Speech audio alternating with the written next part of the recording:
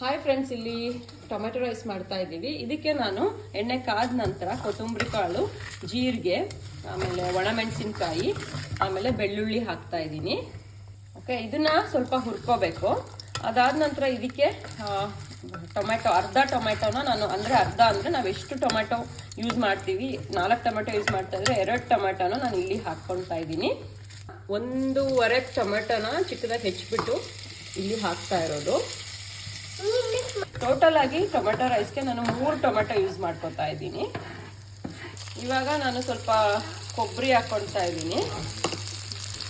ನಾನಿಲ್ಲಿ desiccated coconut ಹಾಕ್ತಾ ಇದ್ದೀನಿ. ಇದನ್ನ ಇವಾಗ ನಾನು ಮಿಕ್ಸರಲ್ಲಿ ಹಾಕ್ಕೊಂಡು ಸ್ವಲ್ಪ ವಾಟರ್ ಹಾಕ್ಕೊಂಡು ಪೇಸ್ಟ್ ಮಾಡ್ಕೊತಾ ಇದ್ದೀನಿ. ಇಲ್ಲಿ ನೋಡಿ ಪೇಸ್ಟ್ ರೆಡಿ ಆಯಿತು. ಕುಕ್ಕರ್ ತಗೊಂಡಿದ್ದೀನಿ, ಅದಕ್ಕೆ ಎಣ್ಣೆ ಹಾಕ್ಬಿಟ್ಟು ಎಣ್ಣೆ ಕಾದ ನಂತರ ಎಲ್ಲ ಡ್ರೈ ಸ್ಪೈಸಸ್ಗಳನ್ನ ಹಾಕ್ಬಿಟ್ಟು ಕಡಲೆಬೇಳೆ, ಉದ್ದಿನಬೇಳೆ, ಕಡಲೆ ಬೀಜ ಹಾಕ್ತಾ ಇದ್ದೀನಿ. ನೀವು ಬೇಕಿದ್ರೆ ಕ್ಯಾಶು ಕೂಡ ಹಾಕ್ಕೋಬಹುದು. ನನಗೆ ಟೊಮೆಟೊ ಬಾತಲ್ಲಿ ಕಡಲೆಬೇಳೆ ಸಿಕ್ಕರೆ ತುಂಬ ಇಷ್ಟ ಆಗುತ್ತೆ, ಅದಕ್ಕೆ ಸ್ವಲ್ಪ ಜಾಸ್ತಿನೇ ಹಾಕ್ಕೊಂಡಿದ್ದೀನಿ.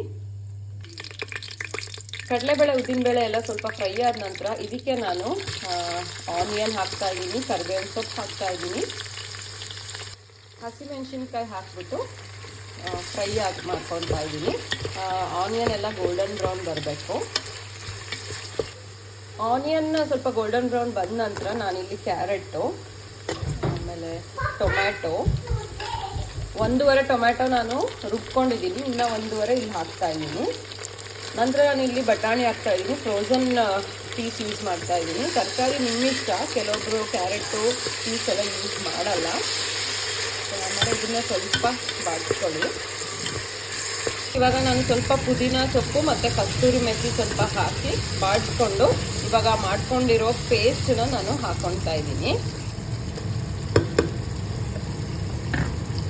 ಇಲ್ಲಿ ನೋಡಿ ಮಸಾಲ ಎಲ್ಲ ಹಾಕ್ಬಿಟ್ಟು ಚೆನ್ನಾಗಿ ಮಿಕ್ಸ್ ಮಾಡ್ಕೊತಾ ಇದ್ದೀನಿ. ಸಾಲ್ಟ್ ನೋಡಿಬಿಟ್ಟು ನಿಮಗೆ ರುಚಿಗೆ ತಕ್ಕಷ್ಟು ಸಾಲ್ಟ್ ಹಾಕ್ಕೊಳ್ಳಿ. ಖಾರ ಇನ್ನೂ ಸ್ವಲ್ಪ ಬೇಕು ಅನಿಸಿದ್ರೆ ನೀವು ಖಾರದ ಪುಡಿ ಕೂಡ ಹಾಕ್ಕೋಬೋದು. ಇವಾಗ ರೈಸ್ ಹಾಕಿದ್ದೀನಿ. ರೈಸ್ ಹಾಕ್ಬಿಟ್ಟು ಇದಕ್ಕೆ ನೀರು ಸ್ವಲ್ಪ ಕಡಿಮೆನೇ ಹಾಕಬೇಕು. ಯೂಶಲಿ 1:2 ಹಾಕ್ತೀವಲ್ವ, ಇದು ಸ್ವಲ್ಪ ಕಡಿಮೆ ಹಾಕಬೇಕು, ಯಾಕಂದರೆ ಟೊಮೆಟೊ ಎಲ್ಲ ನೀರು ಬಿಟ್ಕೊಂಡಿರುತ್ತೆ. ಕುಕ್ಕರ್ ಮುಚ್ಚಿಬಿಟ್ಟು ಒಂದು ವಿಷಲ್ ಬಂದ ನಂತರ ಆಫ್ ಮಾಡ್ತೀನಿ.